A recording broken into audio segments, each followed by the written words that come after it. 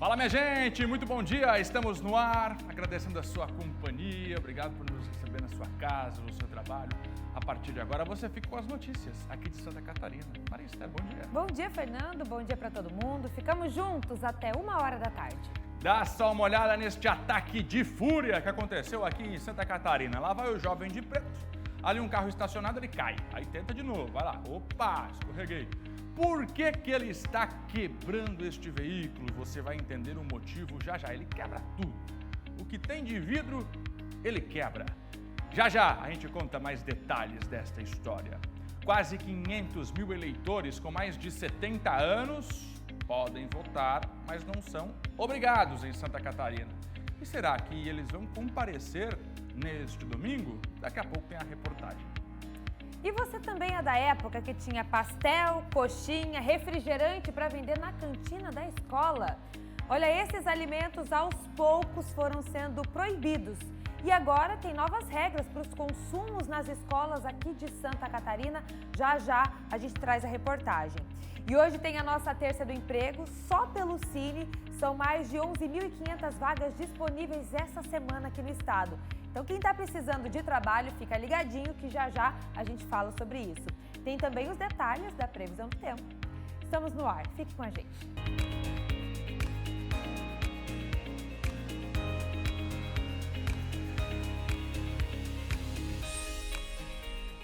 Muito bem, estamos no ar para todo o estado, ao vivo pelo SBT. O presidente Bolsonaro não vem mais a Santa Catarina.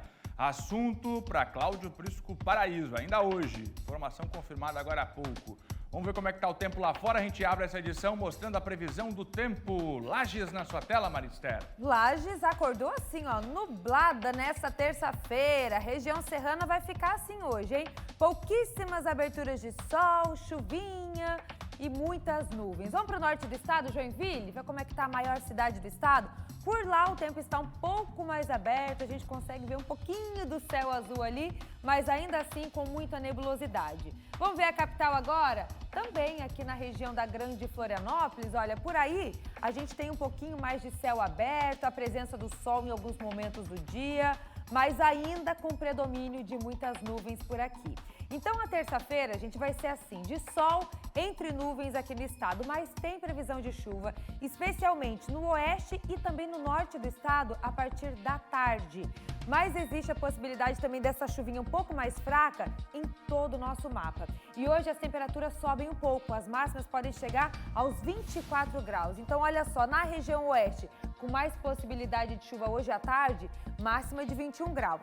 Meio oeste, 22 de máxima. Na Serra, também com essa possibilidade de chuvinha no fim do dia, máxima de 21 graus. Planalto Norte, 19. E em toda a faixa litorânea aqui, as cidades podem registrar 24 graus. As temperaturas sobem nessa terça-feira. Já já eu trago os detalhes também como é que fica amanhã para você se organizar com relação à previsão do tempo. Fernando. E assim a gente vai com as notícias de toda Santa Catarina. Alô, Blumenau, Criciúma, Joinville, Chapecó, Lages na Serra. Vamos começar com a Grande Florianópolis, porque agora vai! As obras para a construção da rótula do Córrego Grande em Florianópolis finalmente estão caminhando para desafogar o trânsito ali na região do Córrego, perto da UFES, que também acesso à zona leste da cidade, dona Marista. Pois é uma demanda antiga da comunidade e que nós já mostramos algumas vezes aqui no SCC Meio Dia.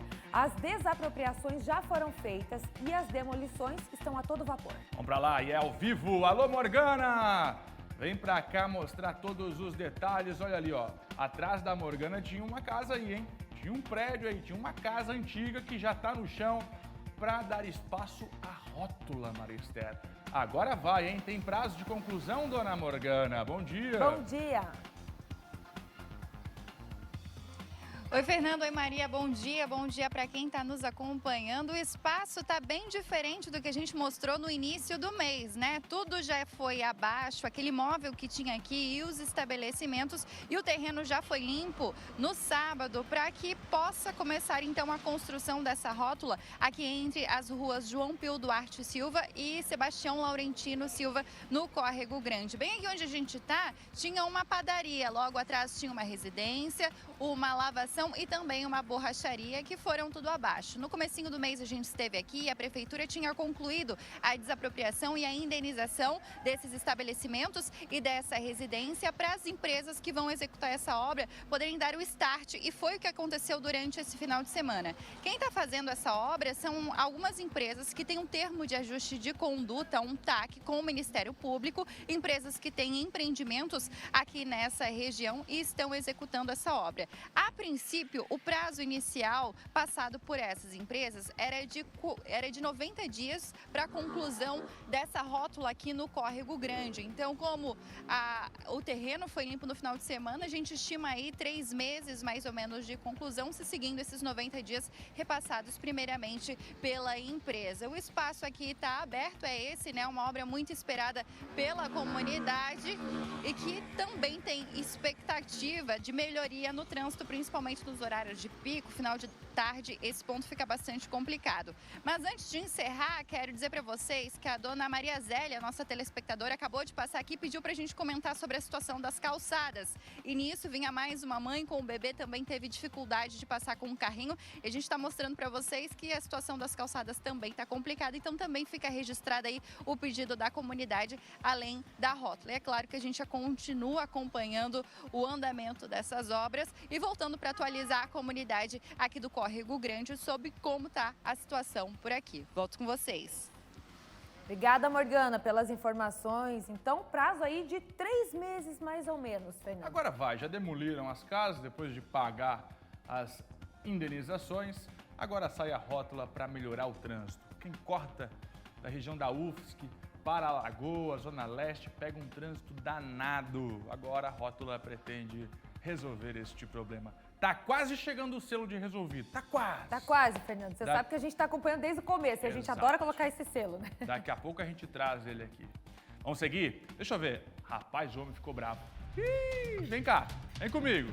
Vai vendo o que aconteceu aqui em Santa Catarina, 11h37 da manhã. Para você que está chegando agora, muito obrigado pela sua companhia. A informação de todo o estado aqui no SBT. E aqui, rapaz, aqui a gente chega antes, para você saber primeiro. Tá bravo o homem, rapaz. Tá bravo demais. Irmão, o que aconteceu? Rapaz, o homem tá bravo. Vai quebrar tudo. Coitado do Celta. Lá se foi o Celtinha. O Celtinha vai ficar todo detonado. Agora 11h38, de segunda a sexta, 5:07, tem primeiro impacto. Volta de novo, começa de novo. Vou mostrar pro pessoal de casa que não tá entendendo. Ó, tá ali o jovem de preto, bastante revoltado. O Celtinha tá estacionado. Aí lá vem ele, ó. Agora eu vou quebrar tudo. Agora eu tô revoltado. Opa, caí. Aí levantou, não desiste. Vai de novo. Escorregou mais uma vez. Lá se foi ele pro chão. Aí que ele ficou bravo, rapaz. Quando ele caiu 2 vezes, aí ele ficou bravo. Aí agora eu vou quebrar só de raiva. Agora é pessoal o negócio. Felipe Bastos, o que aconteceu, hein? O machão tava bravo, Felipe? Essas imagens continuam viralizando nas redes sociais. O homem enfurecido, ele quebra os vidros do veículo e logo na sequência ele cai pelo menos 2 vezes no chão. Esse caso ocorreu na rua André Lunardi com a Plínio Arlindo Diniz, na madrugada do último domingo no centro de Xaxim. Vizinhos próximos perceberam a movimentação e gravaram o vídeo. De acordo com informações apuradas pela nossa equipe, o homem teria se envolvido em uma briga por causa de uma ex-companheira. E o veículo que ele destruiu seria do atual namorado dela. Após quebrar o carro, ele seguiu normalmente pelas ruas de Xaxim. Voltamos ao estúdio. Agora vai ter que pagar o prejuízo, o machão ali, arrependido. 11h39. Olha, mais um resgate emocionante foi realizado pelos bombeiros na tarde de ontem, lá em Bom Jardim da Serra, Maristela. E dessa vez o resgate foi possível com a ajuda de imagens de drone. E a Cláudia tá chegando por aqui para contar, gente, o resgate desses animaizinhos. Como vocês podem ver aí nas imagens que a gente está mostrando, ó, os bombeiros tiveram ali que estar ali nesse local aí, Fernando, bem perigoso. Alto, e graças às imagens do drone, olha, que eles conseguiram avistar. E eles estão de rapel, olha ali, para fazer o resgate dos animais. A Cláudia está chegando por aqui para contar detalhes dessa história bonita da gente falar aqui, né, Cláudia? Bom dia para você. Bom dia, Maria, Fernando, bom dia a todos. Mais um resgate emocionante que aconteceu na tarde de ontem em Bom Jardim da Serra, lá no Cânion do Mato Preto. Foi de 2 cãezinhos dessa vez. Esse cânion, ele tem uma altura de cerca de 200 metros, mas esses cãezinhos caíram de uma altura de cerca de 50 metros. E olha, o curioso dessa ocorrência é que os bombeiros conseguiram fazer o resgate desses animaizinhos, como a gente pode ver nas imagens, com a ajuda de imagens de drone. Eles usaram o drone chamado de Horus 3 para fazer imagens e identificar o local exato em que esses animaizinhos estavam. Eles então conseguiram fazer uma ancoragem em 5 pontos, aí 5 árvores, né? Fizeram uma ancoragem e aí 2 resgatistas desceram, confeccionaram uma cadeirinha em formato de X e aí fizeram o içamento desses animaizinhos com a técnica de tração, para que eles não acabassem não se machucando, né? Então todos os cuidados aí desses 2 resgatistas para puxar esses animaizinhos para cima. E olha, no final feliz novamente, a gente vai ver nas imagens, eles foram devolvidos ao proprietário. Mais um resgate emocionante dos bombeiros aqui na Serra Catarinense. Volto aos estúdios. Maria Esther, como esses cachorrinhos foram parar aí, Boa Maria pergunta, Esther? Fernando. Agora, que trabalho, hein, dos bombeiros. Emocionante de ver. Para resgatar os dois que foram parar, sabe-se lá como. Aí estão eles. Eu fiquei aguardando essa imagem depois do fim do resgate. Obrigado, Cláudia Plete, por essa história. Parabéns aí à guarnição do Corpo de Bombeiros. Mais um resgate aqui em Santa Catarina, 19 para o meio-dia. E que bom que eles estão bem, né? Os Estão bem, cachorrinhos graças a ali, Deus. como a gente viu nas imagens. Agora, olha só essa história de Criciúma. Essa aqui é impressionante. Um homem de 43 anos que foi trocado na maternidade vai ser indenizado em R$80 mil, Fernando. O que é R$80 mil para quem foi trocado na maternidade? Viveu durante anos na família trocada. Claro que ele criou amor e tudo mais por conta dessas pessoas que o criaram, mas na verdade houve um erro, Maria Esther. Ele foi indenizado com R$80 mil. Pois é, ele fez o exame de DNA aos 40 anos e aí ficou comprovado essa troca de bebês, 40 anos depois. O caso aconteceu em 1978. Aí quem tá chegando aqui para contar mais detalhes dessa história é a Manuela Justino, Fernando. Vamos lá, Manu, ao vivo, tá no sul do estado com a gente. 80 mil de indenização? Os caras cometem um erro deste e vão pagar 80 mil, Maria Esther. Que dinheiro é esse, 80 mil? Será que vale a vida, né, trocada? Diga aí, dona Manu, conta essa história pra gente. Bom dia.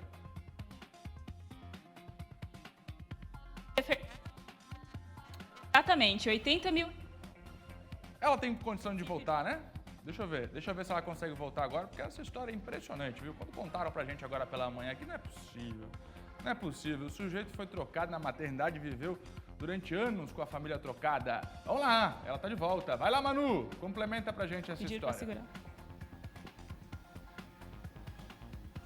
Oi, Fernando. Oi, Maria. Pois é, R$80 mil é o valor, então, da indenização por danos morais que esse homem vai receber, como vocês falaram, né? Hoje ele tem 43 anos, mas quando ele tinha 40 anos, ele decidiu fazer o teste de DNA. Por quê? Esse fato aconteceu no município de Armazém. Ele nasceu no Hospital Santo Antônio e aí, durante boa parte da vida dele, ele escutava comentários sobre uma semelhança que ele tinha com uma outra família da cidade, que não tinha tanta semelhança com a família que ele achava ser a biológica. Então ele fez o teste de DNA e neste teste então deu o resultado que ele não somente era filho de um pai diferente, mas também de uma mãe diferente, ou seja, ele tinha sido trocado na maternidade. Então esse caso foi para a justiça. 3 profissionais de saúde que trabalharam na maternidade naquela época foram ouvidas e ficou constatado então que houve essa troca de bebês, né? Então a justiça entendeu que houve negligência por parte do hospital por conta dessa troca, né? Que não foi entregue às mães biológicas e ele acabou ganhando essa causa na justiça. Ele também foi informado por conta de ser uma cidade não muito grande, ele até tinha uma certa relação com a família dele biológica, né, que até então era apenas conhecida, e aí depois de sair esse resultado, de ele saber que ele então, na verdade, faz parte de outra família, a relação se estreitou, né, mas olha só que fato curioso, né, então a justiça condenou o município de Armazém e também o Hospital Santo Antônio a pagar então o valor de R$80 mil por danos morais a esse homem aí que aos 40 anos, então ele ficou sabendo que na verdade foi trocado na maternidade. Voltamos ao estúdio. Legal, obrigado por contar pra gente essa história, mas que é estranho hein, Marista? Depois de 40 anos você descobriu que, na verdade, você é filho do vizinho. Pois é, e eles tinham essa relação próxima, né? Por ser uma cidade pequena, né? Cidade que não tem tantos habitantes, eles acabaram crescendo juntos, mas depois você descobre que era a sua família. Que rolo, hein, Fernando? Quanto vale uma família? 80 mil reais está valendo lá no sul do estado. Que história! Suposto esquema que envolve um projeto de doação de marmitas em Blumenau ainda não começou a ser investigado pela polícia, mas a suspeita é de fraude, Maristé. Pois é, o caso está sendo investigado agora, né? Repercutindo muito nas redes sociais. E o repórter Paulo César, ele tem os detalhes. Explica pra gente como é que funcionava esse suposto golpe, né? Essa suposta fraude, PC. Bom dia pra você. Bom dia, Maria Esther. Bom dia, Fernando. Explico sim. O caso repercute na internet, nas redes sociais e já está no radar da Polícia Civil, que ainda não abriu oficialmente as investigações. Mas eu conversei nesta manhã com o delegado regional Rodrigo Marchetti. Ele me disse que acompanha e vem monitorando o caso pelas redes sociais. Alimentando Necessidades é o nome do suposto projeto social que distribuiria marmitas a moradores em situação de rua aqui em Blumenau. O pedido de doações era feito, ou vinha sendo feito pela internet. E foram os próprios doadores, as pessoas que contribuíram doando dinheiro via Pix para a suposta ação social, que começaram a suspeitar do projeto. Principalmente porque uma das fotos de quem estaria à frente desta ação social é uma foto falsa, uma foto fake. Além disso, outro fator que gerou também desconfiança, que levantou suspeita, é a quantidade de histórias divulgadas no perfil para gerar comoção e engajamento. Na internet, Duda Poleza e Tainara Mota se apresentam como as coordenadoras do projeto. Nós tentamos ouvi-las nesta manhã. Caminhamos mensagens, ligamos também, conseguimos um telefone, mas elas não retornaram as nossas mensagens, não nos responderam e também não nos atenderam. Nós conversamos com o delegado Rodrigo Marchetti, ele disse que até o momento nenhum boletim de ocorrência foi registrado, mas que acompanha de perto o caso. E o Ministério Público também ainda não acionou a Polícia Civil, mas o caso repercute e já está na mira das autoridades. Voltamos agora ao estúdio. Obrigada, PC, pelas informações de Blumenau. Então, uma suposta fraude aí de marmitas, Fernando. Fraude na doação de Imagina, marmitas. falava que pedia dinheiro, as pessoas faziam a doação por Pix. E esse dinheiro, como mostrava ali, tinha as fotos com as marmitas, com tudo, mas eram fotos falsas. Não existiam marmitas. Esta é a suspeita agora. Tá todo mundo esperando a investigação lá em Blumenau. Olha só o que está acontecendo em um bairro de Florianópolis. Tem a imagem? A Cris já vai colocar no ar para você. A Cris está rápida. Vamos lá, agora 11h48, lá vem o busão. Ih, vai ficar trancado. O que tem ali, Fernando? É um buraco na rua? Tenta achar o problema. Vai lá, vamos ver se tu consegue. É um buraco na rua? É a calçada? O que está acontecendo ali? Será que a cerca está muito perto? Ah, a estrada é estreita? Nada disso. Presta atenção que você vai ver. Ó, o cobrador subiu ali, ó. Olha o que vai ficar pendurado no busão. Olha, rapaz, a fiação elétrica, fio de telefone, fio de internet. O que tem de fio fica agarrado no busão. Quando passa caminhão, é a mesma história. Tem algumas regiões do bairro que o fio tá tão baixo que se levantar a mão, encosta na fiação elétrica. E aí, se for uma alta descarga, hein, ô meu caro Tiago? Vem pra cá. Se for um fio de alta tensão, o que acontece? O que acontece? Sabe qual é o bairro João Paulo? Sabe quem tá lá? Tiago Pires, agora informação ao vivo, SBT Comunidade. O povo não aguenta mais. Não é de hoje, hein? Não é de hoje que a comunidade tá reclamando. Diga lá, Tiaguinho. É isso mesmo, Fernando. A comunidade está indignada por aqui. Para ser mais exato, eu estou no bairro Itacorubi, bem próximo aqui ao viaduto que vai para o bairro João Paulo, mas aqui ainda é Itacorubi.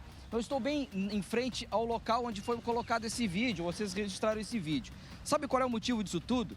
São esses dois postes. Eu vou pedir para o Dinei Pacheco mostrar para vocês as imagens, nós estamos ao vivo. São esses dois postes, desde aquele primeiro que vem da descida da curva lá, que já está totalmente envergado aqui em direção à faixa, à pista.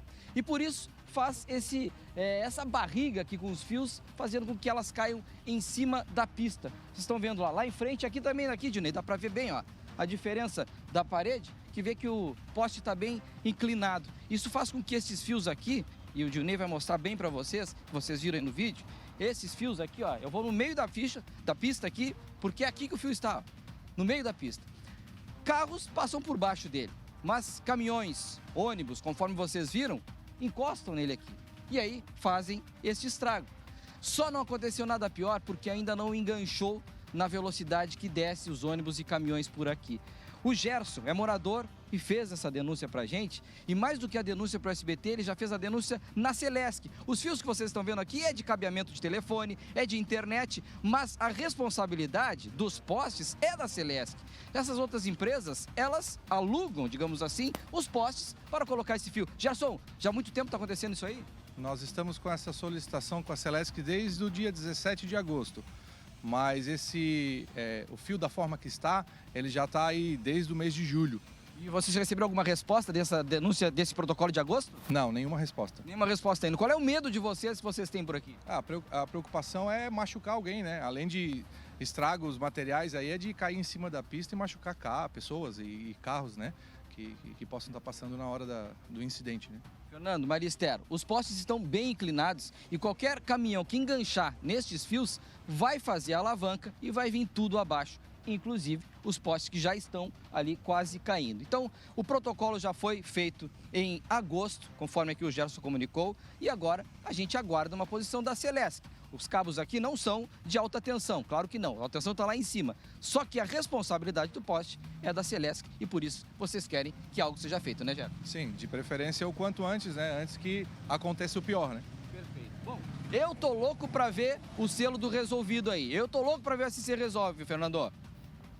Eu também tô, viu, Tiagão? Eu também tô. Aí está, portanto, a cobrança da comunidade. Coisa bonita de a gente ver o microfone do SBT mostrando o problema, dando voz para a comunidade. Já já o nosso Thiago Pires vai estar no CAPES da Ponta do Coral. A Morgana, que está em um outro ponto da cidade da Grande Florianópolis, de Floripa, vai para Edu Vieira e assim a reportagem vai ao vivo mostrando tudo o que a comunidade precisa resolver. Bom, sobre este assunto aqui, mantenha a imagem ao vivo lá, dona Cris.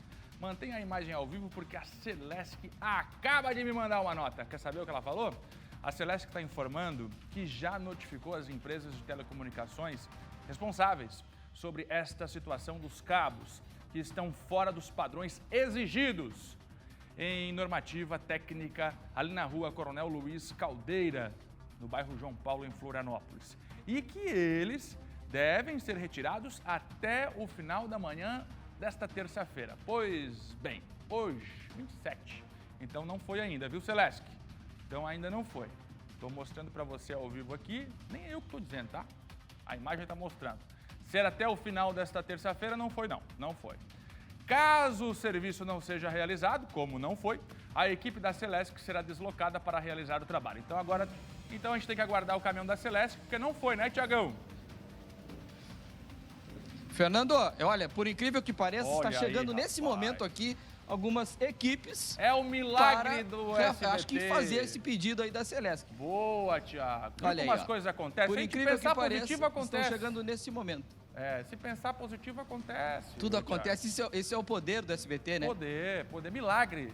Tem nome, milagre. Se pensar positivo, rapaz, nós estava todo mundo aqui. Vai, hein? Agora vai. Cadê o selo, dona Cris? Está resolvido o problema. Olha, não foi nenhum, nem dois, nem três pedidos. Foram inúmeros.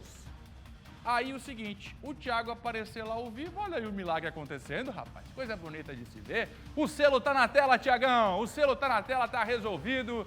Agora não tem mais problema. Pode passar caminhão, pode passar carro. Obrigado, Celesc, e muito obrigado, companhias de celular que estão lá arrumando o problema. E aí, você tem um problemão igual a este da comunidade do Itacorubi, João Paulo, Florianópolis? Perde tempo não, você viu que aqui os milagres acontecem. Se ter pensamento positivo, as coisas acontecem. Pensamento positivo, o microfone ligado e uma câmera aberta, rapaz, resolve tudo. Tem o WhatsApp pro povo mandar aí? Não, irmão, bota aqui bem grandão. Isso, olha aí, ó, tá esperando o quê? Vamos resolver o problema. Simbora, minha gente, tem informação até 1 da tarde. Tá chegando o fim a propaganda eleitoral, só até quinta-feira, viu? Até quinta, né? Depois a gente volta pro horário normal. até 1h15 da tarde. Fernando, me responde uma coisa. Você é da época que tinha pastel, coxinha e refrigerante para vender na cantina da Tinha escola? pipoca doce também. Também. Cocada, uma beleza pros dentes. Tinha chocolate, coisa arada. Pois é, gente, esses alimentos considerados prejudiciais à saúde, aos poucos eles estão sendo proibidos. E agora um novo regramento limitou ainda mais o consumo nas escolas aqui do nosso estado. É para deixar a alimentação mais saudável. Quer ver? Pode rodar. Sinal acionado, hora do lanche. No cardápio da merenda, feijoada. E o lanche que veio de casa? Hoje eu trouxe banana, 2 bananas, né? E eu trouxe bergamota e uva. Um novo regramento da Secretaria de Estado da Educação, publicado na última semana, limitou ainda mais o consumo de alimentos considerados prejudiciais à saúde nas escolas. Na lista de guloseimas proibidas estão alimentos já conhecidos, como salgadinhos, bolachas, frituras e refrigerantes, além de alimentos como bolo com cobertura ou recheio ultraprocessado e gelatinas com adição de corantes artificiais. Com o desenvolvimento da educação alimentar nutricional, passa a estar mais claro o que é o alimento ultraprocessado. E esses todos são alimentos que são prejudiciais, em grande consumo, né? E considerando que os estudantes passam boa parte do seu dia na escola, nós precisamos primar para que, dentro da escola, a alimentação seja 100% saudável. Doces e chocolates também não podem ser distribuídos em datas comemorativas, como Natal e Páscoa, exceto com a autorização de nutricionistas. A comercialização de alimentos dentro do espaço escolar também só fica permitida se respeitadas as leis que regulamentam. Dentro das escolas da rede estadual, nós não temos cantinas. Todas as nossas escolas, elas oferecem a alimentação escolar definida por nutricionistas. Nós temos mais de 50 nutricionistas no estado que trabalham com a necessidade nutricional, de acordo com a faixa etária atendida pela escola, enfim. E nós não temos a oferta desses alimentos autorizada pelo estado. A partir do momento que o aluno entra na escola, a orientação é que esses alimentos não sejam consumidos. Fica proibida a comercialização, o oferecimento e também que o aluno traga de casa esse tipo de guloseima. Essa nutricionista ainda destaca a importância da família nesse processo. É muito importante a participação da família nesse contexto, da sociedade como um todo. Porque não adianta ver essa proibição na escola se a família não vem junto com a escola, se a família não traz também para a criança essa promoção de hábitos alimentares saudáveis. Nós temos, assim, os altos índices de obesidade, principalmente de diabetes, na infância. A merenda oferecida diariamente para os alunos já segue o planejamento nutricional. Para conscientizar sobre os alimentos que vêm de casa, essa escola na capital ampliou os trabalhos de conhecimento nutricional com alunos e professores. Não é uma obrigatoriedade, tá? A gente não impede do aluno trazer o alimento de casa, porém tem que ser um alimento saudável. Por isso que a gente tem sempre essa fala, a importância da conscientização. Tá? Eles têm que estar cientes da importância de comer o alimento saudável. E tem dado certo. Qual que é a tua comida preferida na escola? Todas são muito boas.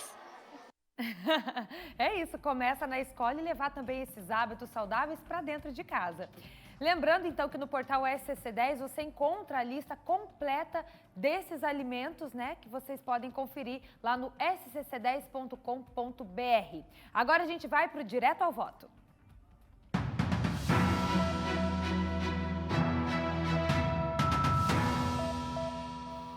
Muito bem, domingo de eleições, eu já deixo o convite para você de casa. A partir das 5 da tarde a gente vai estar ao vivo aqui. Tem hora para entrar no ar, mas não tem hora para sair. Eu, Cláudio Prisco Paraíso, o nosso Roberto Azevedo e os nossos repórteres por toda Santa Catarina, para a gente acompanhar junto os eleitos, a apuração. E já é tradição, você sabe, sempre a apuração com o Prisco, comigo e agora com o grande Roberto, a equipe do SCC10 acompanhando. Te espero neste domingo, já bota lá no canal do YouTube do SCC, no SCC10, para você acompanhar e ficar sabendo primeiro quem serão os eleitos aqui em Santa Catarina e no Brasil. Você vai estar lá, Maria em tempo real, Fernando. Quero ver, em tempo real, muito bom, bem lembrado. E agora, gente, aqui em Santa Catarina, ainda falando em eleições, são quase 500 mil eleitores com mais de 70 anos que podem votar, mas eles não são obrigados. Não são obrigados, mas... E aí? vão aparecer no próximo domingo? O seu vovô, o papai, já decidiu se vai votar no próximo domingo aqui em Santa Catarina? O Thiago Pires foi conversar com alguns idosos e saber qual será o comportamento deles. Uma frase marcante que o diretor do TRE Santa Catarina sempre usa. Voto não tem idade e todo voto conta. No Brasil, quase 10 milhões de eleitores idosos têm voto facultativo, ou seja, não são obrigados a votar. Segundo o TSE, de 70 a 74 anos, são um pouco mais de 5 milhões e 800 mil eleitores, enquanto outros pouco mais de 3 milhões e 800 mil têm de 75 a 79 anos. No total, 9.725.630 estão cadastrados para votar. Aqui em Santa Catarina, são um pouco mais de 5 milhões e 400 mil eleitores. Desses, 336.989 eleitores com idade entre 70 e 79 anos e 131.062 com idade superior a 79 anos. Nós temos esse índice que para nós em Santa Catarina já é um orgulho. É o maior índice do Brasil de eleitores regulares acima de 70 anos, inclusive com um comparecimento efetivo, né? E, como havia comentado, eles podem decidir uma eleição, porque quando você faz a contagem do voto, você não vê quem está votando, e sim o volume de votos que foram recebidos. E por isso nós viemos aqui no Lar Dona Flor para conversar exatamente com esses vovós que estão aqui com mais de 70 anos, podem ficar em casa, mas eles querem ir às urnas. Vamos ouvir. E necessita nosso voto para o Brasil, né? Para fazer a política, para o jogo de corpo, não sei falar muito mais. É um direito que o senhor tem? É um direito que eu tenho, que eu gosto de ir votar. Cada voto faz a diferença, né, senhor? O senhor vai exercer o seu papel, vai esse ano lá? Com certeza. Por que o senhor acha importante ir às urnas? Para ver se muda. Para nós mudar um pouco, tem que tentar mudar, né? Alguém tem que ganhar para determinar, na ajudar a determinar o mundo, porque a nação precisa de muita orientação, porque o mundo está virado a alguma coisa de pé para baixo. Muito bem, seu Antônio. E olha, conversando poucos minutos com eles, foi possível perceber que o tema política é assunto muito presente por ali. E agora esperam ansiosos os familiares do dia 2 de outubro. Os idosos pediram para a família para irem votar no dia. Aí é feito agendamento, vem a família, busca os vô, eles vão votar e depois eles voltam para casa. E durante o dia a dia eles debatem muito sobre política? Bastante. E assim, exercendo sua cidadania, eles irão contribuir para o futuro do país. Como todo cidadão, ele tem o direito a contribuir na escolha de quem serão os eleitos. Então, que ele exerça esse direito e que o seu familiar possa auxiliá-lo. Como? Preenchendo o lembrete com as opções dele, né? Inclusive informando onde é o local de votação, qual é a sua sessão eleitoral. Isso vai contribuir muito no procedimento e esse idoso terá a oportunidade de exercer o voto com mais tranquilidade. Como disse o diretor Gonçalo, todo voto conta e voto não tem idade. Um direito que os idosos têm, mas mais do que isso, sabem da importância que está em suas mãos. Seu voto faz a diferença? Faz. Bonito de ver. 12:03, abre aqui o Estúdio Digital, quero mostrar para você as obras da Edu Vieira. A duplicação dessa importante avenida, a continuação da Beira-Mar Norte em Florianópolis, da ligação com o túnel Antonieta de Barros e que a gente está cobrando há anos. A obra começa, para, e agora quem passa pela região da UFSC percebe que os trabalhos estão andando num ritmo mais acelerado. 12:03, vamos para lá ao vivo conferir todos os detalhes. A nossa Morgana Fernandes está chegando. Diga lá, Morgana, tá andando ou não tá? Olha, Fernando, a obra está andando sim em 2 segmentos. Aqui na rua Antônio Deputado Edu Vieira, né, propriamente dito, no Pantanal, que é onde a gente está agora. Por aqui são 900 metros de obra e nesse momento estão acontecendo os serviços de terraplanagem. O segundo segmento é na Avenida Contígua, que é a Professora Henrique da Silva Fontes, no bairro Trindade. Lá estão acontecendo as obras de pavimentação asfáltica, também a criação de calçadas, meio-fio e daquela ciclovia nos 2 sentidos. Então, a atualização nesse momento é dessas 2 áreas de trabalho na obra aqui da Edu Vieira. Essa retomada dos serviços foi assinada pela Prefeitura no mês de maio. A gente esteve aqui acompanhando e a previsão é de 240 dias para a conclusão das obras, ou seja, 8 meses, deve terminar ali pelo mês de janeiro. As obras continuam acontecendo durante os dias de semana, então se seguir esse prazo, aí em janeiro a gente deve ter a conclusão. Mas é claro que a gente vai continuar acompanhando de pertinho para ver se dessa vez vai. Volto contigo, Fernando. Muito bom, Morgana. Obrigado pela informação. Tá andando, hein? Tá andando. Lembro de ter ido com uma enxada, ela viu, cobrar o secretário Galina ao vivo. Agora tá indo. 12:05, eu faço um rápido intervalo. Ainda hoje o comentário de Cláudio Prisco Paraíso. Segura aí que o intervalo é rápido.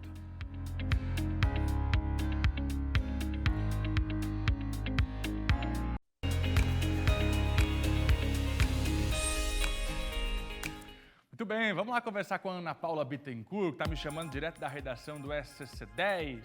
Polícia Federal faz operação contra a pirâmide financeira. Os detalhes com você, Ana. Bom dia.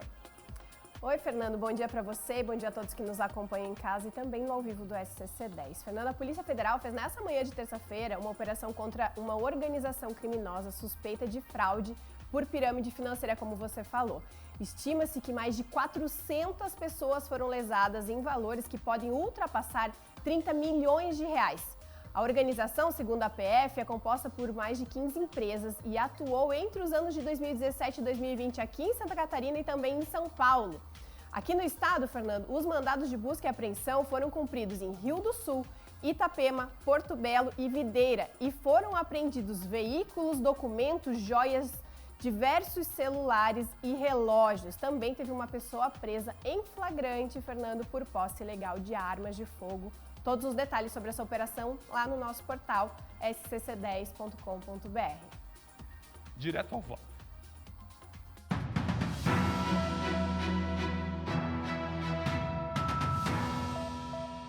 Dona Ana, estamos preparando uma grande apuração dos votos a partir de 5 da tarde, no próximo domingo, já é tradição aqui no SCC.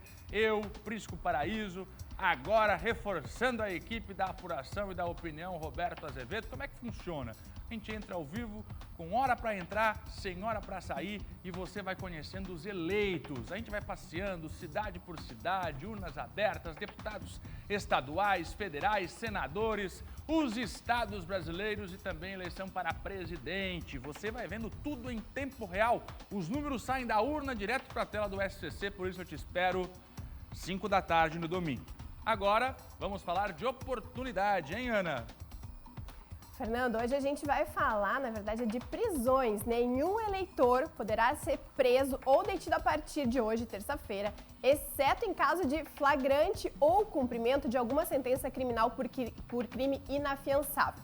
A norma é prevista no Código Eleitoral e tem o objetivo de garantir que ninguém seja impedido de votar por causa de alguma prisão arbitrária. A medida, Fernando, fica em vigor até 48 horas após o primeiro turno das eleições, ou seja, até o dia 4 de outubro. Até lá, ocorrendo qualquer prisão, o detido será levado para o juiz, que vai avaliar a legalidade dessa detenção.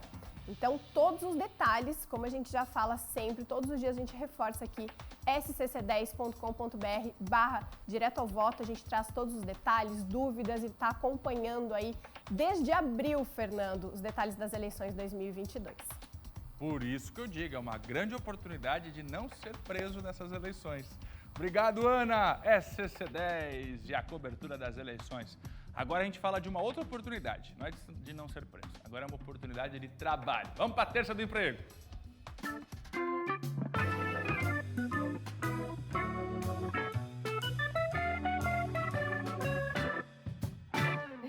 É isso mesmo, muitas oportunidades chegando por aqui agora. São mais de 11.500 vagas essa semana ofertadas pelo Cine aqui em Santa Catarina. Então, se você está atrás de trabalho, fique atento. Olha, para pessoas com deficiência são 289, mais 11.359 vagas esta semana. Em Xanxerê, olha aqui na região oeste, 2 para PCD, mais 286. Em Lages, hoje são 129, mais 3 PCD. Morro da Fumaça, no sul do estado, 3 PCD, mais 143 vagas. São José, aqui na Grande Florianópolis, chama atenção para as vagas para pessoas com deficiência. 54, mais 338 vagas. 3 PCD em Brusque, também em Itajaí, ó. Brusque tem mais 448 vagas. 199 em Itajaí e São Bento do Sul, na região do Planalto Norte, 39 PCD, mais 120 vagas. É claro que tem muitas outras. Nessa semana, algumas para vocês terem ideia, tem vagas para mecânico, tem muitas para pedreiro, auxiliar de limpeza, de logística, de linha de produção, repositor de mercadorias, tem também para supervisor de vendas, enfim, são diversas funções em diferentes áreas. E aí, para saber tudo certinho, você pode conferir nesse QR Code que está aparecendo aqui no cantinho da tela. Pega o seu celular, aponta a câmera do seu celular, leva vocês direto para todas essas vagas que eu estou mostrando para vocês aqui hoje na Terça do Emprego. Agora a gente vai começar o nosso giro, região por região. A gente já está aqui com o Luiz Felipe, que está no norte do estado, a Emanuela Justino, que está no sul. Vamos começar então com o Luiz, porque no norte do estado tem bastante vaga por lá. Em Joinville são quase 500 oportunidades nessa semana e o Luiz vai explicar pra gente como se candidatar a uma delas. É contigo. É isso mesmo, Maria. Bom dia a todos que estão assistindo o SCC Meio-Dia. Exatamente, para você que deseja se candidatar a uma dessas quase 500 vagas aqui em Joinville, basta ir até o CEPAT, que fica na Rua Dom Batista, número 342, no centro de Joinville, ou se candidatar pelo aplicativo Cine Fácil. Nós separamos algumas vagas para vocês, confira. Temos montador de eletrodomésticos PCD, 10 vagas. Assistente administrativo também para PCD, 15 vagas. Monitor de transporte escolar, 20 vagas. Consultor de vendas, 50 vagas. E esmerilhador de metais, 55 vagas. Para você que fosse candidatar, muito boa sorte. Eu volto contigo no estúdio, Maria. É isso aí, a gente fica aqui na torcida, né, Luiz? Agora a gente vai então com a Manu, porque no sul do estado também centenas de vagas ali em Criciúma, por exemplo, para contratação imediata. E em Laguna, o Cine divulgou também novas oportunidades nessa semana e a Manu vai contar que vagas são essas. É contigo, Manu.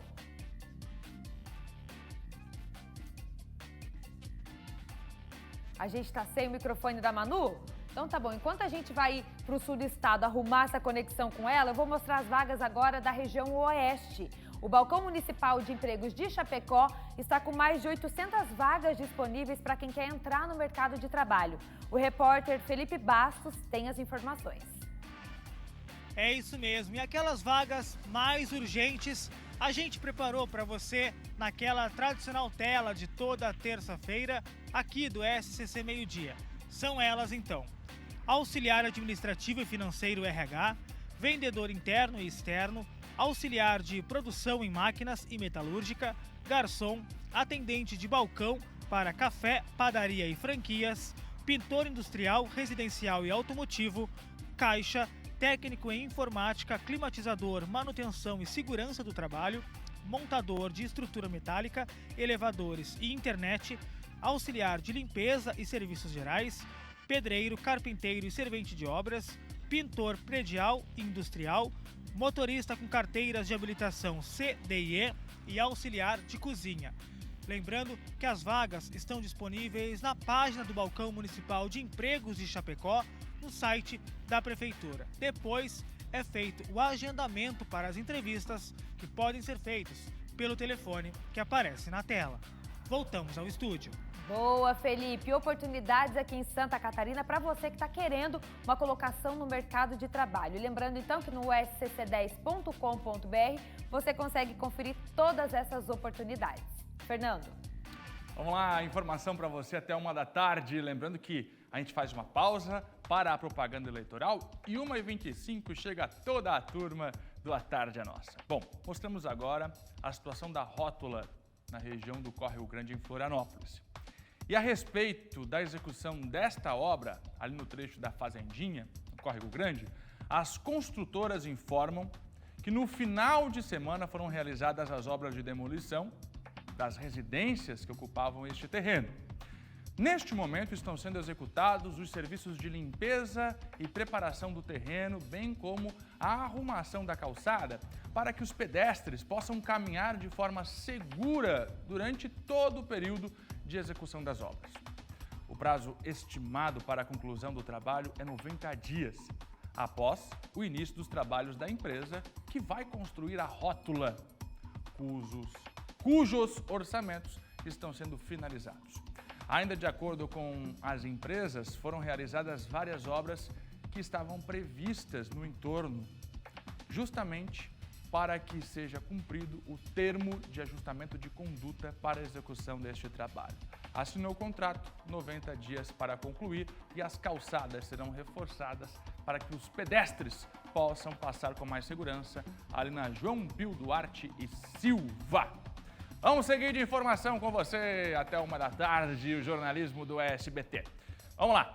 O prefeito de Florianópolis assinou hoje a ordem de serviço para a reforma e ampliação do CAPS, Ponta do Coral. A obra deve ficar pronta em 12 meses. Tiago Pires, olha só como é que estava a situação lá.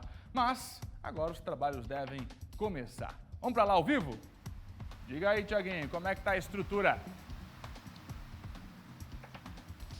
Em ruínas, Fernando, mas parece que o fim da novela vai começar a partir de agora. Quem passa por aqui vê ruínas, vê por diversas vezes a polícia militar atendendo a pedidos de moradores da região, porque o local ele é realmente frequentado por usuários de drogas. Este local, conforme você já citou, Fernando, ele é o CAPS, né, que é o Centro de Atendimento Psicossocial, que hoje ele é atendido lá no Estreito, mas que em 12 meses a comunidade quer de volta aqui. Foi assinado então a ordem de serviço para reforma, ampliação aqui do centro. É uma obra de 747 metros quadrados de área construída, foi orçada inicialmente em R$2.600.000. E como tu bem colocou, a previsão é de entrega de 1 ano, 12 meses a partir de agora. É claro que a expectativa é grande, como disse, uma área nobre aqui da cidade, onde as pessoas passam aqui pela beira-mar e avistam, né, a polícia frequentemente aqui pelo local, tirando as pessoas que utilizam este espaço não para o seu fim inicial, que era o atendimento a essas pessoas. Hoje utilizam para o uso de drogas e outras coisas mais. Então, Fernando, a notícia é boa. Parece que a novela está chegando no fim e a comunidade comemora, até porque nós precisamos ter de volta o atendimento tão esperado por aqui. A gente vai encerrando no meio dessas ruínas mesmo e aguardando que em 12 meses a gente possa estar de volta aqui nesse lugar fazendo a reinauguração do CAPS Agronômica. É isso que nós esperamos e eu volto com vocês aí no estúdio. Muito bom, Thiago. Obrigado. Cobrando com o microfone do SBT. Vem aí a previsão do tempo.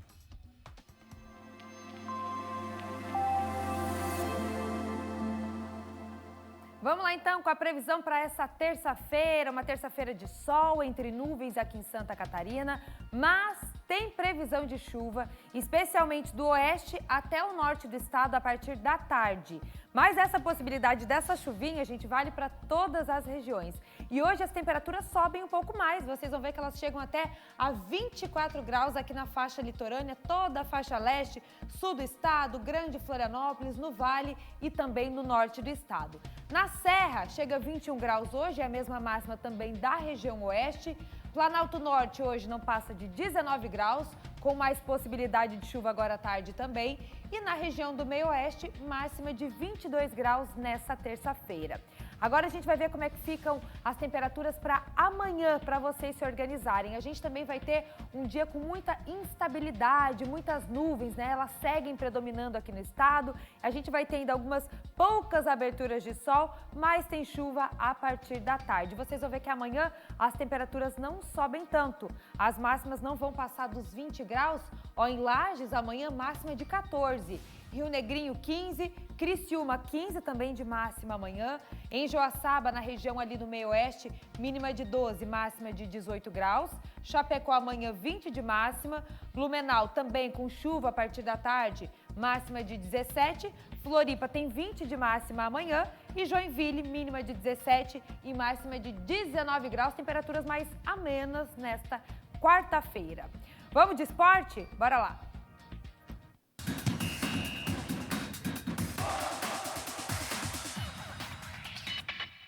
Dominique Cabral já chegou por aqui para a gente falar de esporte. O que temos de bom hoje? Bom dia, Domi. Bom dia. Vamos começar falando de seleção brasileira, porque hoje,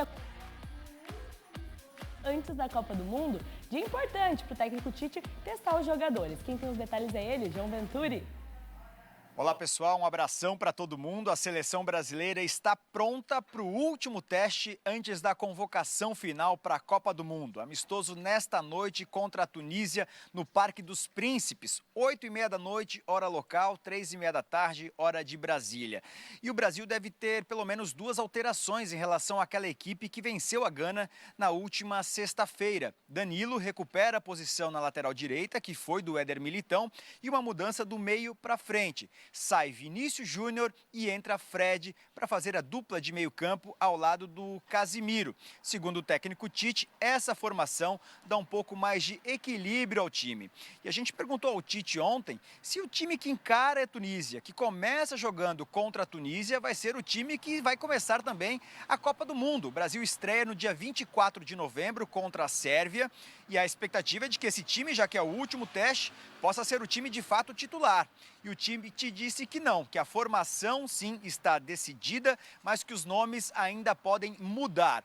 Claro, o Tite ainda prepara os últimos ajustes, os últimos testes para a seleção chegar em plena condição, nas melhores condições na Copa do Mundo do Catar. O Brasil que encara a Tunísia, são 14 jogos de invencibilidade, uma sequência super importante que pode embalar o Brasil rumo à Copa do Mundo do Catar. De outro lado, uma seleção africana que também vai disputar o Mundial e que chega com 7 jogos de invencibilidade e vai ter algumas mudanças nessa partida contra o Brasil. Jogaço de bola, 8h30 da noite, a bola rola no Parque dos Príncipes, aqui em Paris, o último teste do Brasil antes da convocação final para a Copa do Mundo. Obrigada, João, pelas informações.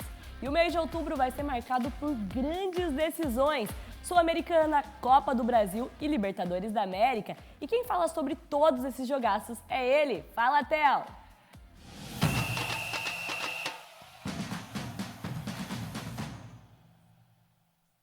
Dominique, amigos do SCC, nós estamos na última semana antes de um mês de outubro recheado de decisões. Começamos no sábado em Córdoba, na Argentina, quando o São Paulo vai jogar a final da Sul-Americana contra a equipe do Independiente Del Valle. Eu diria que o São Paulo está jogando a sua partida do ano, porque se vencer, coloca no bolso uma premiação superior a 25 milhões de reais e garante a vaga na Libertadores no próximo ano. Coisa que dificilmente vai conseguir através da classificação no Campeonato Brasileiro. Por isso mesmo, o Rogério Ceni disse que este título é fundamental para a sua permanência no São Paulo ou não, porque com Libertadores tem investimentos. Sem Libertadores, o orçamento fica mais curto. Depois, nos dias 12 e 19, temos as finais da Copa do Brasil entre Corinthians e Flamengo. O Flamengo ontem,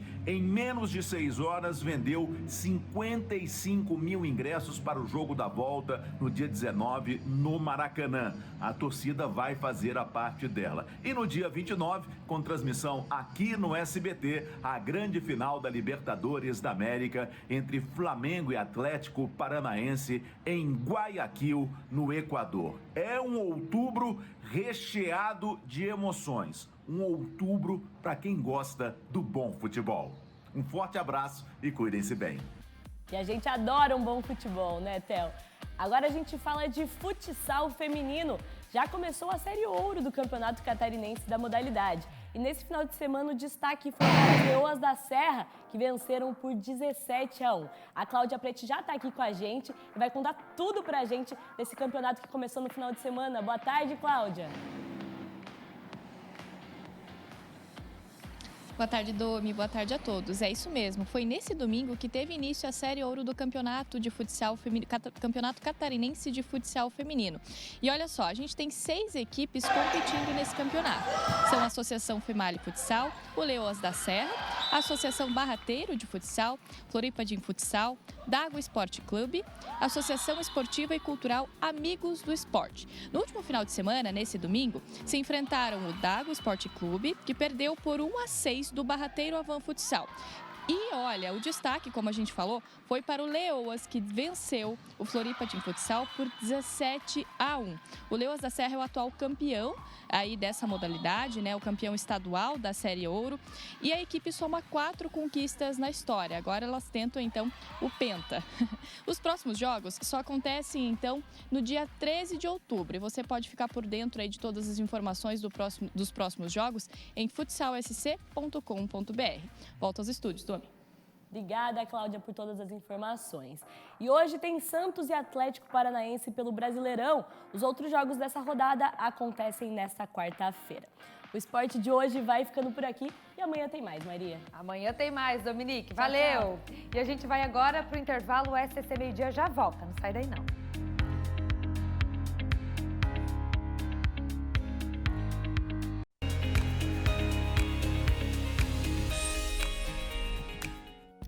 Estamos de volta! E olha, você já leu quantos livros esse ano? Uma pesquisa mostra que o hábito da leitura cresce no Brasil e, consequentemente, a venda e a produção de livros também estão em alta. Quem conta mais sobre esse assunto é o Thiago Pires. Uma pesquisa realizada pela Nielsen Bookscan e divulgada pelo Sindicato Nacional dos Editores de Livros mostra que os hábitos de leitura permanecem forte e crescente no Brasil.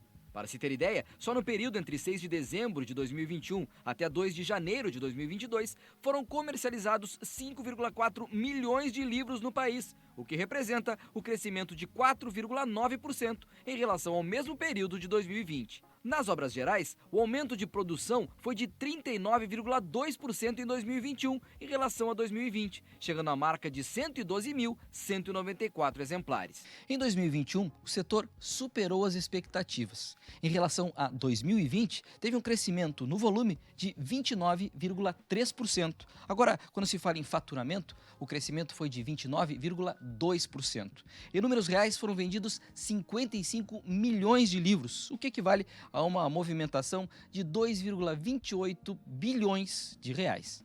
O Lauro é gerente de uma livraria e relata o perfil dos leitores atuais. Bem, nós temos o leitor que já é um leitor desde a infância, né?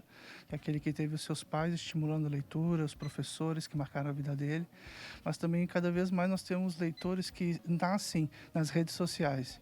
Pessoas que são estimuladas por uma figura pública, por um cantor, a desvendar esse mundo da leitura. Você também tem um grande número de pessoas, sobretudo jovens, que estão procurando livros de autoajuda, de empreendedorismo. E claro, os sites e lojas virtuais podem ser em diversos momentos mais práticos. Por outro lado, nada se compara ao ambiente de uma livraria. E eu encontrei ali mesmo a dona Albertina, que sempre que pode, aproveita o tempo livre para ler. É que a livraria, independente de eu entrar para comprar ou não, ela tem uma atmosfera que me agrada muito, é uma atmosfera de poesia, de conhecimento, de informação. É um lugar maravilhoso. E por falar em leitura, viemos conhecer a Luana Ferrari, advogada de Florianópolis, que comprova o que a pesquisa mostra. Ela lê muito, mas muito mesmo. Mas vou deixar ela responder. Doutora Luana, quantos livros já leu esse ano? Em qual você está agora? 40º livro do ano. Ontem? Ontem. 40 livros em 2022. Tem alguma meta?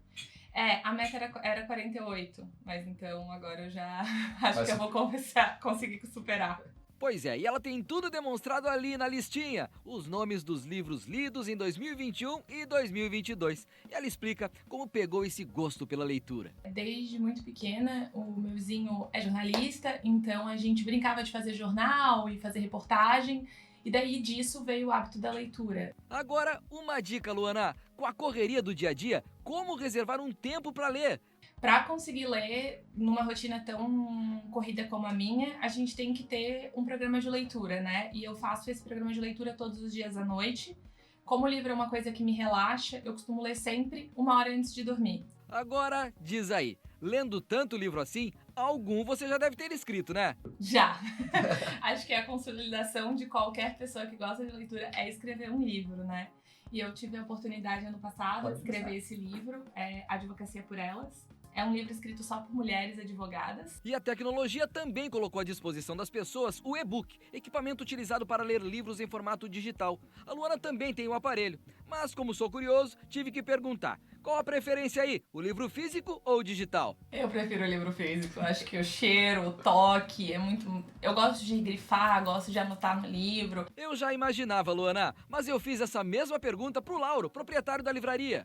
Porque hoje em dia quem tem o e-book ou são pessoas muito mais jovens, que estão mais conectadas com a tecnologia, ou pessoas que não necessariamente abandonaram o livro físico, mas dessa vez eles optam por selecionar melhor o que de físico ele vai levar para a biblioteca dentro de casa. Porque o livro físico tem uma coisa que o e-book não tem, o cheiro de livro, tocar no livro. Isso ainda é muito importante para as pessoas. Tá certo, mais do que entendido. Então, que os números dessa pesquisa possam incentivar quem ainda não tem esse maravilhoso hábito da leitura. Até porque nunca é tarde para começar. Mas vou deixar elas darem o recado. A leitura faz a gente viajar e eu acho que todo mundo que queira crescer e aprender é importante ler. Então, hoje a leitura está muito acessível a todo mundo. Tem e-book, tem livro físico, tem bibliotecas gigantes. Então, acho que as pessoas têm que aproveitar essa oportunidade e lerem, porque ler faz muito bem.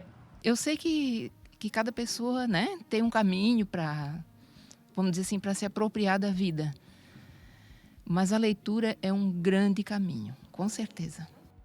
E é um caminho sem volta, né? Depois que você gosta, se habitua com a leitura, você nunca mais consegue parar. E olha, já, gente, tem horário eleitoral, depois tem A Tarde é Nossa e a dona Maricotinha é quem vai te contar tudo que a gente vai ter no programa de hoje. Olha só. E aí, estimadinhos? Estão assistindo o SCC Meio-Dia? Daqui a pouquinho tem a propaganda eleitoral. E claro, a gente espera vocês às 1h25 no A Tarde é Nossa, com muita brincadeira, muita diversão. Sabe o que nós vamos falar? Celulite. Vai dizer que tu não te interessas. Vamos dar dicas aqui de tratamento. E a galera de Biguaçu se joga pra praça, que o Laércio vai estar aí brincando do jogo da memória, valendo R$500. Não vai ficar fora, a gente espera. Um beijo, até lá. Até já, dona Maricotinha. Olha, agora a gente tem notícia do oeste do estado. O estacionamento rotativo de Chapecó começou a funcionar na manhã desta terça-feira. Olha só. A rotatividade e a cobrança vão ocorrer de segunda a sexta-feira, das 8 horas da manhã até o meio-dia e da 1 hora da tarde até às 6. Já nos sábados, o estacionamento rotativo vai funcionar das 8 horas até o meio-dia. O valor cobrado pelo estacionamento vai ser de R$ 2,50 a hora. Caso o motorista não respeite a rotatividade, vai ser emitida uma multa no valor de R$ 15. Após regularizar, o condutor vai receber 3 horas de bônus para utilizar no estacionamento rotativo. Estão sobrando vagas, né? Tu consegue escolher qual que tu quer estacionar, em que lado e que ponto, né? A tendência é melhorar, então. Com certeza, é melhorar. E é muito bom, né? Porque a gente, em vez de ficar gastando dinheiro dando volta, encontrando vaga, a gente chega na vaga direta e paga pela vaga, mas economiza no combustível, né? Foi bem mais fácil de estacionar. Tem mais vaga, bem disponível. Não sei se é no começo da manhã, né? Vamos ver. Que siga assim. Que siga assim. Em caso de não pagamento da multa, o motorista poderá ser autuado se tratando de infração grave com multa de R$ 195,23 e 5 pontos na carteira de habilitação. A compra dos créditos e a regularização dos avisos podem ser feitas pelo aplicativo da empresa ou com os monitores do estacionamento.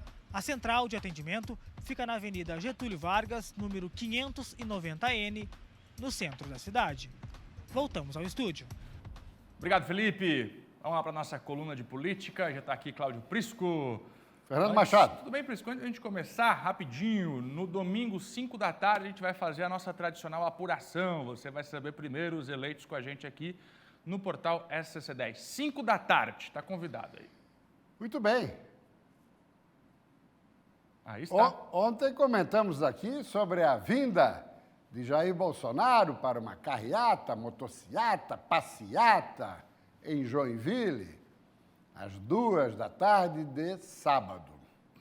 A notícia que se tem, extraoficial, é que a viagem foi derrubada.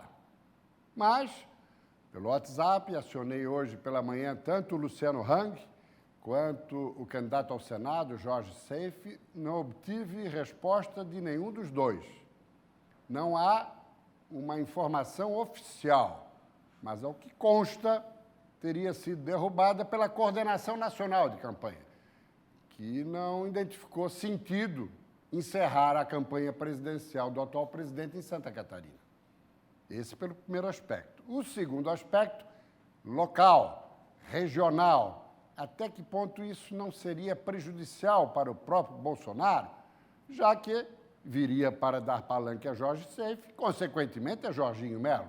E os outros, que têm simpatia, como o próprio presidente disse ontem aqui, têm simpatia pela sua candidatura e que talvez não marcassem presença. Então, por cautela, pelo visto, puxar o freio da arrumação. Uma ducha de água fria na dobradinha Jorginho Melo, Jorge Seife. Vamos lá? Falando em Jorginho? Pois muito bem. Pesquisas de opinião em todas as frentes, sendo divulgadas, meu caro Fernando.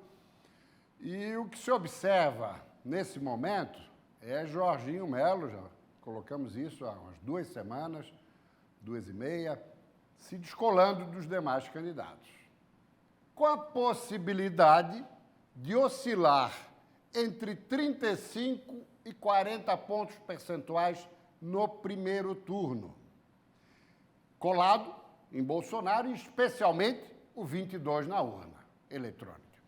Se efetivamente Jorginho conseguir se aproximar dos 40, reforça a tese, próximo telão, de que seu companheiro de segundo turno venha a ser Décio Lima, do PT, partindo da premissa palatável, plausível, de que Lula da Silva não baixará de 25 pontos percentuais em Santa Catarina. Bolsonaro ali entre 55 e 60, mais para 60, e Lula um pouquinho mais de 25, pode se aproximar dos 30. Se Décio Lima conseguir 60% dos votos de Lula aqui em Santa Catarina e Jorginho se aproximar dos 40, Inês é morta. É Jorginho com Décio. Próximo telão. Por quê? Porque o voto do espectro eleitoral bolsonarista, além de Jorginho, tem também esses 3. Moisés agora assumiu. Jean, levado por João Rodrigues, prefeito de Chapecó, e o Esperidião Amin. Agora, se Jorginho se aproxima de 40, esses não conseguem suplantar o percentual de Décio. Sim. Porque talvez não cheguem a 15. Vai pulverizar o voto bolsonarista. Exatamente, talvez não cheguem a 15. 15, 16, 17, mas Décio pode se aproximar do 20. Sim. Então, o quadro é mais ou menos esse. Mas a definição é com você, eleitor, que tem que raciocinar, refletir e escolher a melhor opção pelo Estado e para o Estado. No entanto, no segundo turno, se confirmar essa tua tese, aí se vira todo mundo contra Décio. Aí esses bolsonaristas se juntam todos contra o PT. Eu sei, tem sequelas do primeiro turno que vão ficar pela estrada. Uma das razões que leva a morrerem abraçados diante do fogo cruzado dos últimos dias é Carlos Moisés e Jean Loureiro. Um atacando o outro. Esperidião Amin também começou a acionar a metralhadora giratória. Então acabam abraçados. Agora, todos estarão com Bolsonaro no segundo turno, não necessariamente com Jorginho. Porque, como eu coloquei, nós temos situações no primeiro turno que podem deixar reflexos no segundo. É provável, evidentemente, que o 22 ajude a Jorginho Melo e Bolsonaro talvez eleja, de forma inédita e consecutiva, um segundo governador em Santa Catarina. Mas eleição é eleição. Segundo turno é uma nova eleição. Então, tudo pode acontecer. Agora, muito imprevisível, né? Dá para fazer leituras pela movimentação das ruas, pesquisas. A verdade é que tudo pode acontecer, por isso aqui em Santa Catarina. Exatamente. Tudo pode acontecer. Nós estamos falando de tendências, com base em pesquisas confiáveis. que são pouquíssimas. Vamos lá? Collor e Lula, qual leitura você vai fazer? Nós prometemos, semana passada, você não estava aqui, com Cleiton Ramos, que nós iríamos essa semana dar uma passeada nas 8 eleições presidenciais e as votações aqui em Santa Catarina. Pois muito bem, 2 hoje e até sexta-feira concluímos às 8. Como 89 foi a primeira, aí a gente vai detalhar um pouquinho mais. Pode fechar, Tia Cris. Veja só. A época, o primeiro turno ainda era 15 de novembro. O segundo, 17 de dezembro. Essa foi a primeira, né? Mas antes também do período revolucionário, era 15 de novembro. Muito bem, aqui Fernando Collor e Luiz Inácio Lula da Silva, o caçador de Marajás, de Alagoas, mas nascido no Rio de Janeiro. Lula, que construiu sua caminhada em São Paulo, mas nascido no Pernambuco. Muito bem. A votação, a gente tem um desdobramento no próximo telão. Veja só, Fernando, aqui à direita. Tá? Como é que foi a votação no segundo turno? Collor só perdeu em Pernambuco, estado natal de Lula, que ganhou no primeiro turno, aí é segundo. Repetiu a vitória no Distrito Federal, capital federal. À época, o PT era muito forte em Brasília, ganhou tanto no primeiro quanto no segundo. E conseguiu derrotar Collor no Rio Grande e Rio de Janeiro, graças ao apoio de Leonel de Moura Brizola, que foi governador nos 2 estados e apoiou Lula no segundo turno. O resto, Collor levou. Próximo telão. Aí, temos o resultado do segundo turno. Veja que foi uma diferença de 6 pontos percentuais, 3 para um lado, 3 para o outro. Pouco mais de 4 milhões de votos. Eleição equilibradíssima. PRN de Collor, PT de Lula. Vamos lá? Muito bem. Essa é a votação do primeiro turno. Tivemos, 22 candidatos na primeira eleição presidencial depois de 64. 22. E vejam só, Brizola era favorito para chegar ao segundo turno. Perdeu por pouco mais de meio ponto percentual para Lula. Lula ganhou nos últimos 2 dias de Brizola. Depois tivemos Mário Covas, Paulo Maluf, Guilherme Afife, Ulisses Guimarães, que ficou em 7º lugar, Roberto Freire, Aureliano Chaves, que foi vice-presidente da República, do último presidente militar, João Figueiredo, Ronaldo Caiado, hoje governador de Goiás, Afonso Camargo Neto, que foi senador pelo Paraná e ministro de Transportes de Tancredo Neves e Zé Sarney, e Enéas Carneiro. Já disputou a primeira, em 89. Próximo telão. Muito bem, aí é o segundo turno em Santa Catarina. Menos de 15 mil votos de vantagem de Collor sobre Lula. Veja só, 49,7 a 49,06. Muito pouco. À época, Fernando, veja o eleitorado catarinense, que hoje é quase de 5 milhões e 500 mil, 2 milhões e 729. Estamos falando aí, quantos anos? Nem 35 anos. Vamos lá? Muito bem, aí é para a gente também dar uma resgatada no tempo, Fernando. Veja só, no primeiro turno, Brizola, além de ter ganho nos 2 estados que governou e que transferiu a vitória para Lula no segundo, ele também ganhou em Santa Catarina. Como eu falei, Collor ganhou no restante, com exceção de Brasília, que ficou com Lula, e desses 3 estados que ficaram com Brizola.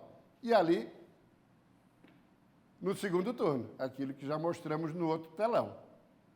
Então, efetivamente, Brizola conseguiu transferir os 2 estados que governou, mas não Santa Catarina, mas por pequena margem. Sim. Menos de 12 mil votos. Menos de 15 mil votos, né? Vamos lá? E aí, nós já vamos para 94. Tivemos um catarinense candidato. Veja o resultado do segundo turno. Nas duas eleições, tanto 94 quanto a de 98, que ficou para amanhã, Fernando Henrique se elegeu no primeiro turno. Aqui em Santa Catarina, ele fez quase 790 mil votos, pouco mais de 30%. Lula ficou com 25 pontos, quase. Né? Esperidião Amin em terceiro, perdeu para Lula. Fez 517 mil. Orestes Quercia, do MDB, ficou em quarto. E veja só, Enéas ficou à frente de Brizola. O mesmo Brizola que fez quase 700 mil 5 anos antes, aqui fez 67 mil, perdendo para o Enéas. Veja como a política é dinâmica. Aqui, ela passeia muito, professor. Como é dinâmica. Vamos Muito lá? bem, vamos lá? Pudesse entrar contra você, eu entraria para acabar ou morrer. Não pode ficar na demagogia. Eu sei que o senhor é um deputado que, inclusive, defende a pena de morte, eu sei tudo do senhor, mas o que eu falou foi a pura verdade. Não tem que ser hipócrita, não, fazer campanha política aqui, não.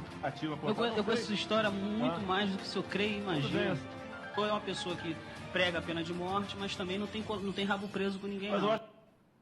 Vamos para o próximo? Quem é esse que está falando? Fernandinho Beramar.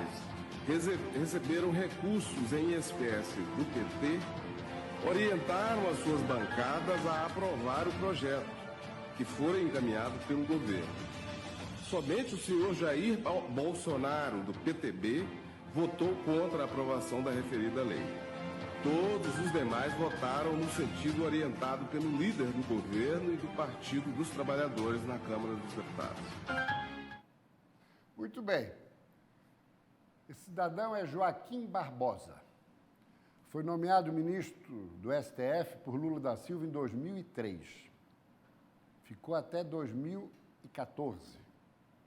Em 2006, assumiu a relatoria da Ação Penal 470, que respondeu pelo nome de mensalão do PT, valores que o governo do PT pagava a parlamentares para votar a favor do governo Lula nas votações da Câmara e do Senado. Consta que se aposentou logo depois que deixou a presidência do STF, porque nos bastidores sofria ameaças de lideranças petistas. Aliás, ele colocou na prisão 2 presidentes do PT, José Dirceu e José Genuíno. Surpreendentemente, em 2018, não gravou em favor de Fernando Haddad, mas declarou voto a ele, em 2018. Foto. Essa foto é de 2003, quando Lula o nomeou para o STF. O PT entendeu que ele traiu o PT e o presidente da República.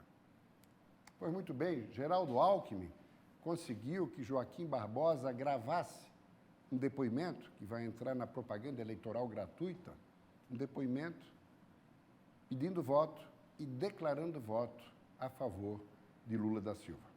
Ele se encontra em Paris, de férias, Joaquim Barbosa, mas retorna para votar em Lula da Silva. Vamos lá? Muito bem, meu caro Fernando, fecha-te a crise. Olha, eu gostaria que você lesse isso para mim, Fernando. O antagonista. Delegados da Polícia Federal apresentam queixa-crime na PGR contra Moraes por abuso de autoridade. Aí outra notícia. Segundo um grupo de 131 integrantes da Polícia Federal, o ministro usurpou competência ao mandar bloquear contas de empresários bolsonaristas. Aí segue aqui empresários bolsonaristas. Um grupo de 131. Um grupo de 131 delegados da Polícia Federal apresentou hoje uma notícia-crime na Procuradoria-Geral da República contra o ministro do STF, Alexandre de Moraes, e o delegado Fábio Alvarez Chor, da Diretoria de Inteligência da PF, pedindo a instauração de inquérito por crime de abuso de autoridade. Segundo os delegados, Moraes usurpou função pública ao determinar a realização de operação policial contra 8 empresários bolsonaristas. Finalmente, uma insurgência. As manifestações de Sua Excelência Alexandre de Moraes. Tem gente reagindo. O New York Times, que que é uma publicação americana democrata, hoje lançou um artigo ontem questionando o Supremo Tribunal Federal pelos excessos cometidos no Brasil. Pena que isso ocorra tão em cima da hora das eleições do próximo domingo, meu caro Fernando Machado. Obrigado, Prisco. Próximo domingo, 5 da tarde, apuração no SCC 10. Obrigado pela sua companhia. Praia Brava para encerrar. Cuide-se.